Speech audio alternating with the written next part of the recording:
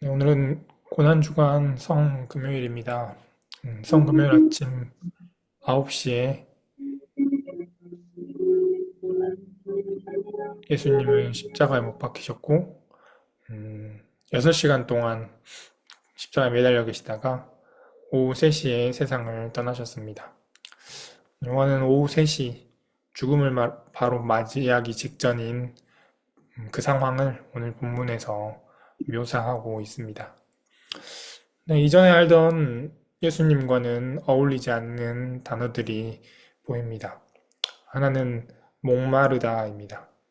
예수님은 사마리아 여인에게 내가 주는 물을 마시는 사람은 다시는 목마르지 않을 것이다 라고 말씀하셨습니다. 생명의 물이셨던 예수님께서 목마르다라고 하셨습니다. 또 다른 하나는 신포도주입니다. 신포도주는 흔하고 저렴한 포도주입니다. 값싼 포도주입니다. 그런데 예수님은 가나의 혼인잔치에서 물을 바꾸셔서 좋은 포도주로 만드셨었습니다. 그러니까 물도 변화시켜서 좋은 포도주로 만드셨던 분이 값싼 포도주를 마셨습니다.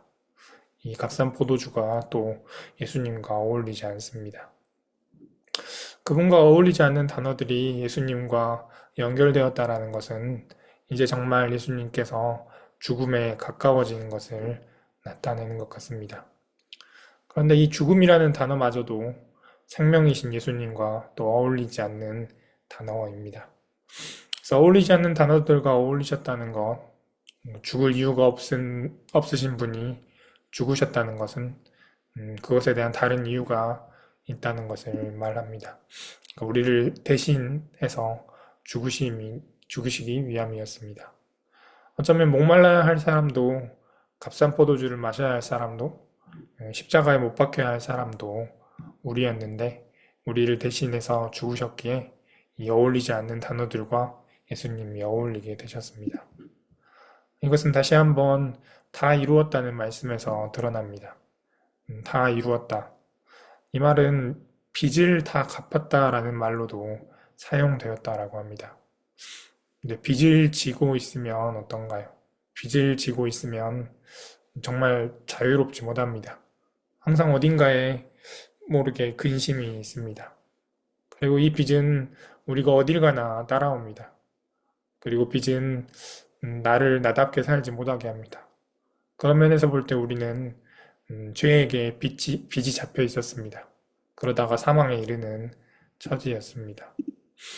죄에게서 떠나지 못하고 붙잡혀 있고 또 목말라 하고 싼 포도주를 마시면서 이 생명을 누리지 못하는 죽음으로 향하는 우리들의 그 모습이 예수님께서는 그토록 안타까우셨던 것 같습니다.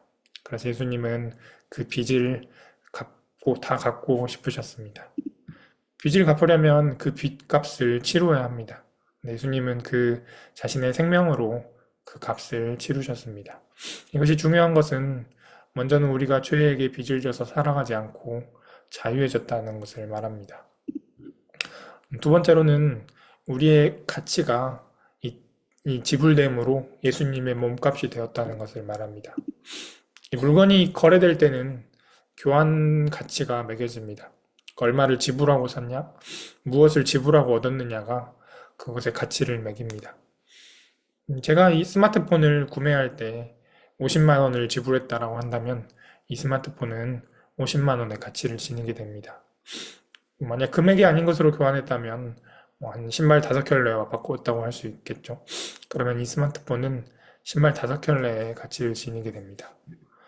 그럼 예수님께서 우리를 얻기 위해서 죄에게 지불한 대가는 얼마였을까요? 네, 맞습니다. 예수님의 생명값만큼 지불하셨습니다. 그러면 우리는 예수님의 목숨값만큼의 그 가치를 지니게 됩니다. 그래서 오늘 우리가 사는 것은 그 예수님의 목숨값으로 사는 것입니다. 그래서 오늘은 고난주간 성금요일입니다. 예수님께서 죽으셨던 그 십자가에 본래는 내가 있어야 하지만 예수님께서 그 대신 죽으심으로 그 값을 치르셨습니다. 그 사랑이 정말 우리에게 깊이 다가오는 하루가 되었으면 좋겠고, 또 예수님의 몸값으로 사는 오늘이니까 정말 자유함과 나를 만드신 그 나다운 모습으로 살아가는 오늘이 되었으면 좋겠습니다. 기도하겠습니다. 하나님, 십자가를 기억합니다. 저 십자가에 못 박혀서 목마르고 또 신포도주를 마시고 죽음에 이르러야 할 사람은 나였습니다. 그런데 예수께서 우리를 대신하여 십자가에 죽으셨습니다. 그것을 우리는 얻었던 그 자유를 오늘 풍성하게 누리는, 그리고 그 생명을 풍성하게 누리는 오늘 하루 되게 하여 주십시오. 예수님의 이름으로 기도드립니다. 아멘.